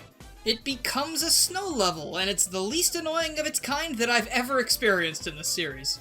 Plus, the way the reds of the cherry blossom trees meshes so well with the standard ice motif, it sorta leaves me speechless, and if you know me, that's pretty rare. So yeah, Mania presentation-wise, well, it just knocks it out of the park. But how does the gameplay hold up under that shiny paint? Now the gameplay for Sonic Mania, I mean, if you've been following these videos, you know how it goes by now. Go through levels with a save system that lets you track your progress, take down bosses, and move on to the next zone. The gang is rocking all their normal movesets, though Sonic and Tails can now do their flying maneuver with only one controller, which is great, and Sonic doesn't have his super peel out or insta shield he had from CD or 3 and K. Well, at least by default, you can turn those on in the extra menu once you unlock them. Instead, Sonic's new maneuver is the drop dash. Hold down the button when you're in the air and Sonic will do an instant spin dash when he hits the floor. Tails and Knuckles pretty much play exactly like how they did in 3 and K, so not much to go over there.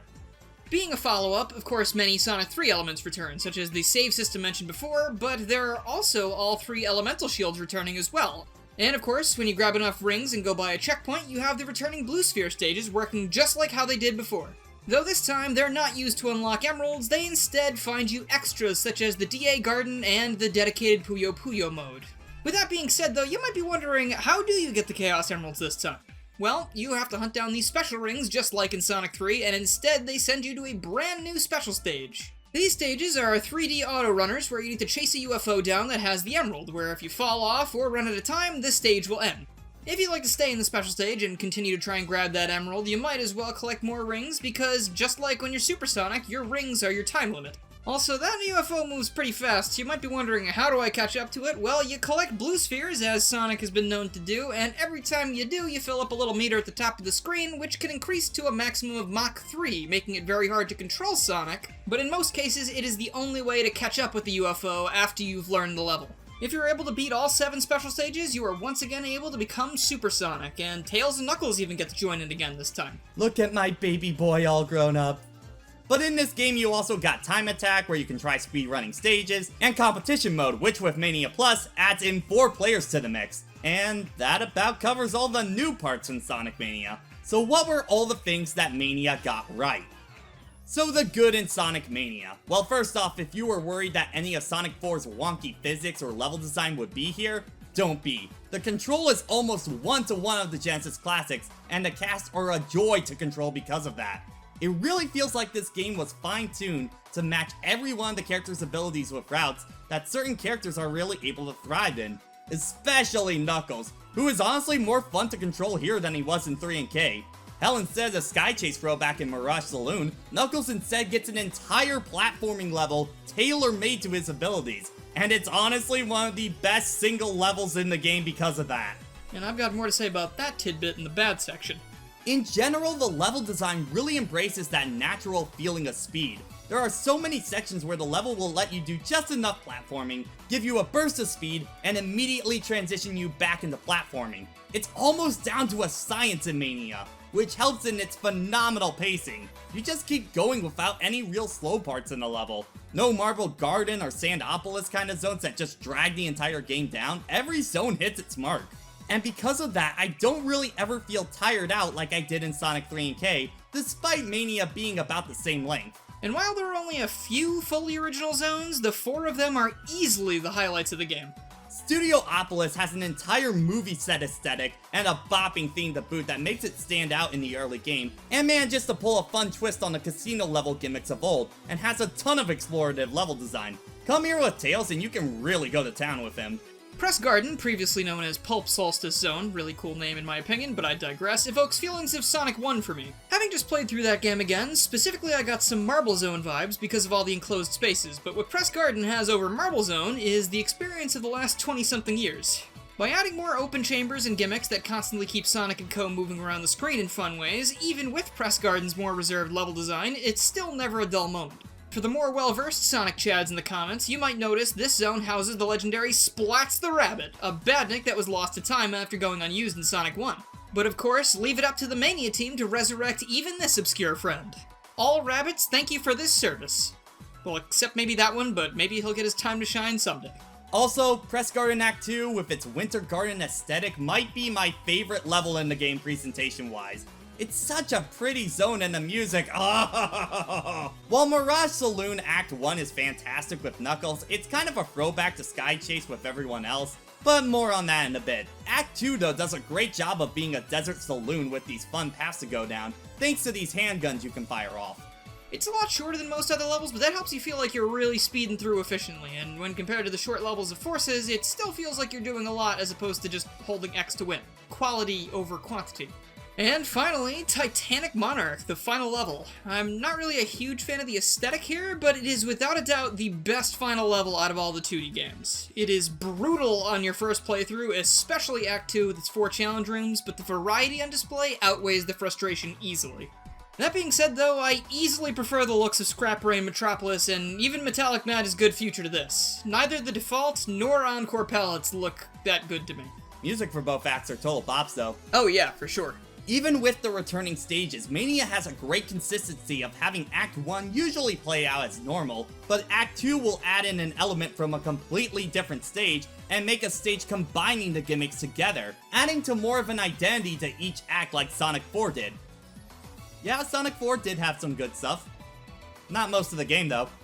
Chemical Plant adds in the wacky workbench springboard, but it actually makes it work and the level feels totally different, or how Stardust Speedway brings in the mechanics from Marble Garden Zone to help with progression upwards.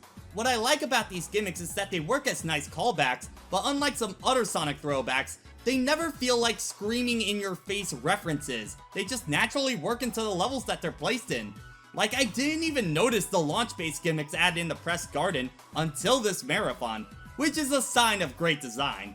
Or me not putting two and two together, but I'm leaning more to the former. And back on those special stages mentioned earlier, these are a strong contender for best in the series. Personally, I still like Sonic Rush as the best, but I'm sure that's not a very common opinion.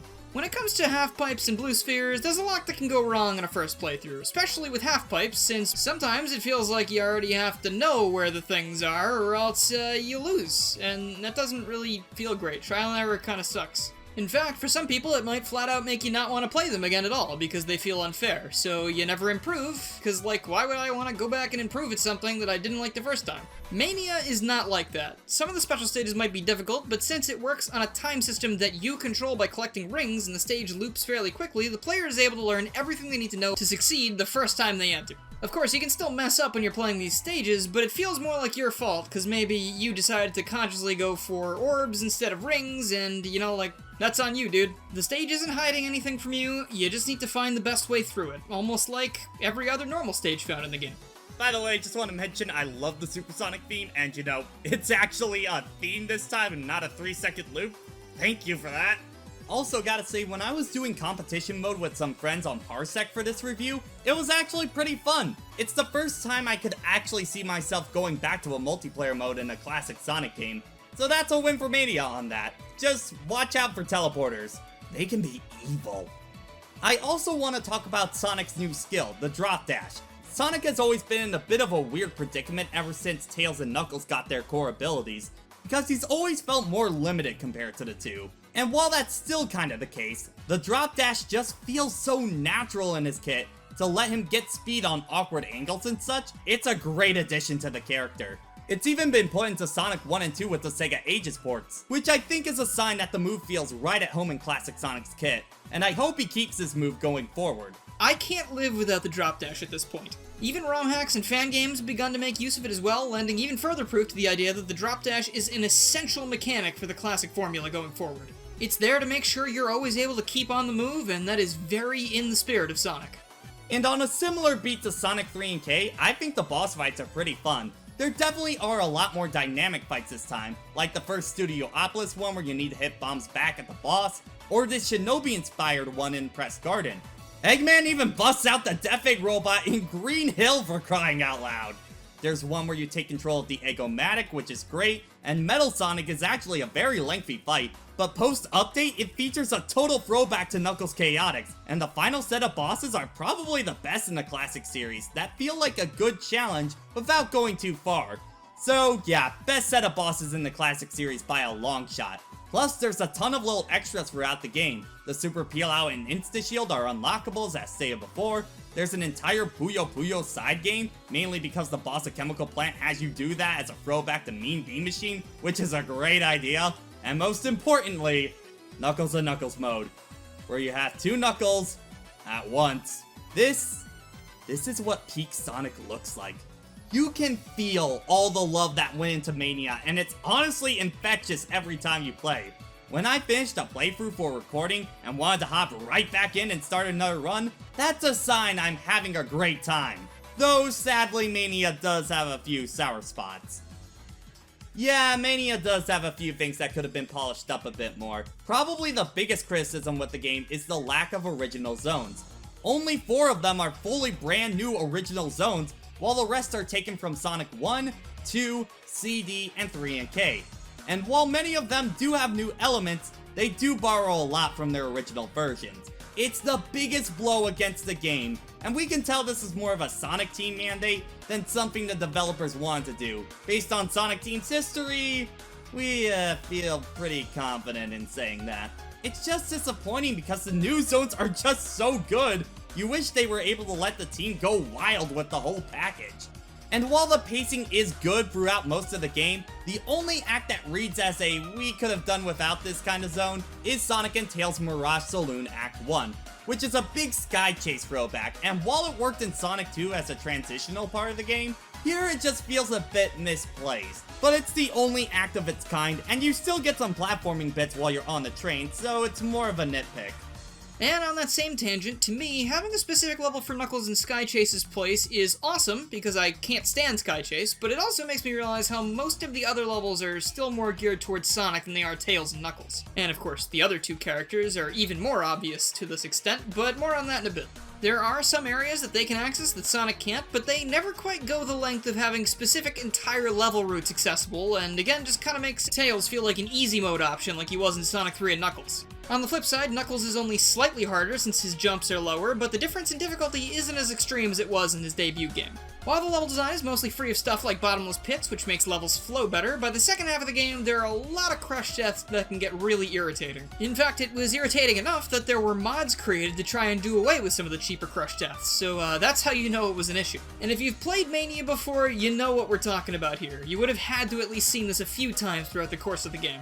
And while we're on the topic of frustration, could we talk about Oil Ocean Zone? It was my least favorite zone back in Sonic 2, and they somehow made it even worse in this game by fusing Act 2 with the Sandopolis ghost gimmick. You won't be attacked by the ghosts, but if the smog gets too thick, your rings decrease as if you were using the power of the 7 magical rocks we all know and love. Except in this case, you're the exact opposite of invincible. Seeing as your ring supply vanishes before your eyes, I'd say you're quite invincible. But I'm gonna be real, these are very minor complaints in the grand scheme of things, because the team did such a good job at nailing what made the classic series work so well, it makes one of, if not honestly, the best adventure of the entire franchise. Sonic Mania is honestly just such a joy to play through. It feels like a grab bag of everything that made classic Sonic work, trimming the fat, and what you're left with is a wonderful journey that doesn't get tiring to revisit. I can attest to that. Even after doing 5 playthroughs for this game, I went right back in and wanted to do another run. And that's not something I can say for Sonic 3, even though it's just as big of a game. You know, even a little after Mania came out, I had Sonic 2 as my favorite classic game, and just in general, my favorite game of the franchise. But coming back to Mania after playing the rest of the classic series back to back, I have even more appreciation for all the things Mania got right, and I think I feel confident saying it.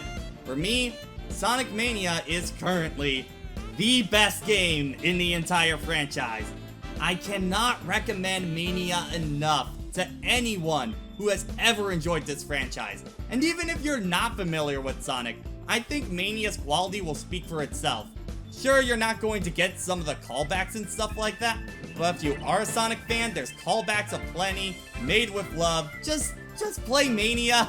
It's really good, guys. And we haven't even talked about the full package yet. Before Mania released, my favorite game in the classic series was Sonic 3 and Knuckles, but as a whole, I wasn't really super invested in the 2D games.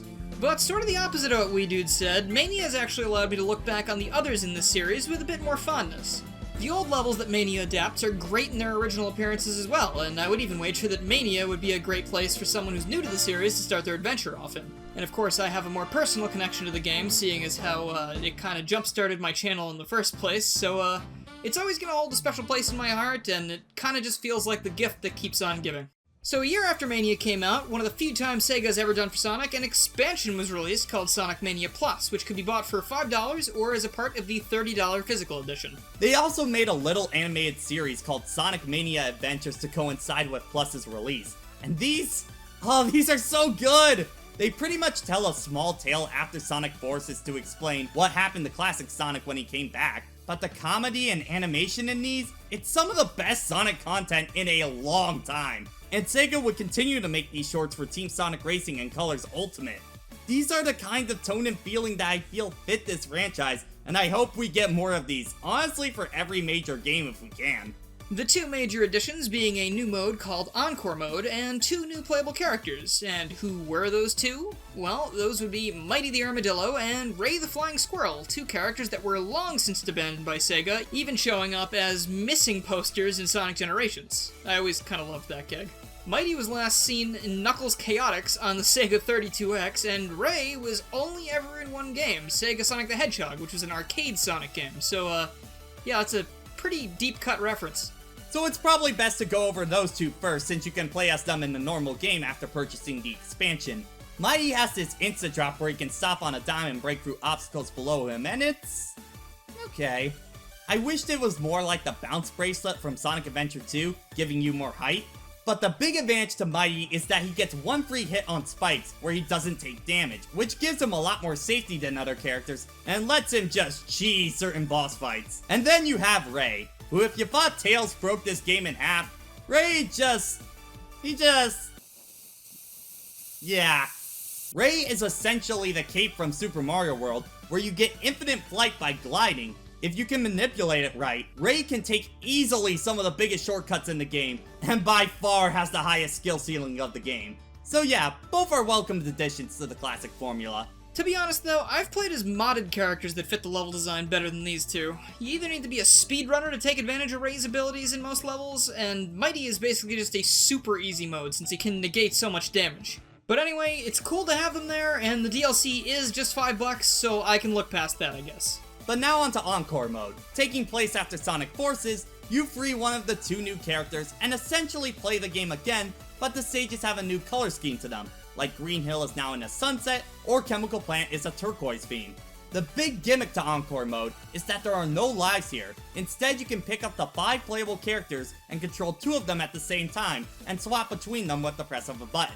Bonus stages are now a pinball machine that references Trap Tower from Sega Sonic the Hedgehog, where you can earn extra characters, and there are 7 new Chaos Emerald stages, and, okay, let's just start there, I guess. These special stages are way harder than the original 7. It's a pretty big difficulty spike right off the bat. Pretty much think of these as the Super Emerald equivalents of the special stages. I couldn't actually get all of these on a normal playthrough at all, and I had to go back and use level select to get all the emeralds. There's not too much of an incentive to do that this time around, though, because sure, you do get the super forms, but, you know, there's no special final boss fight or anything, so, meh. You still only get super forms here. No hyper forms at all, which I do feel like was a missed opportunity. Maybe for Mania 2? Please? Come on. Encore Mode can make for cool ways to go through levels, but Encore Mode just doesn't feel that different from the main game to warrant playing this over the main adventure. I've only played Encore Mode in its entirety 2 times. Surely it offers a slightly different take on the stages, and I guess Encore does mean a repeated or additional performance, meaning obviously not much would be different, but I would have been more happy to pay like $10 or more for more original stages, or maybe even some new returning ones, given the Mania treatment. I'm sure they didn't have time to do this though, as evidenced by Angel Island being the only stage to actually receive anything even slightly substantial in terms of new content, but I'll never stop thinking about the missed opportunities here. And you can only swap between the 2 active characters, unless you hit this special box. I do think it was a missed opportunity not to let you freely swap between all 5 characters, because that is some chaos I would fully welcome, and it would add a lot more replay value and identity to this mode. But as a whole, Mania Plus is worth it honestly, just for Mighty and Ray, and it's $5. So if you grab Mania, be sure to get this add-on as well. If you haven't bought Mania yet, try to get it on Steam if you can. There's a ton of mod support that adds even more shelf life to the game. Oh boy, do I know a little something about mods. If you're looking for the best of the best, I'd recommend checking out Amy Mania, which replaces Mighty, the arguably worst character, with Amy complete with her own set of unique moves and animations. Getting used to her new moves is really fun, and actually lets you tear apart these levels in whole new ways. So Ray is not the only chaotic evil character anymore.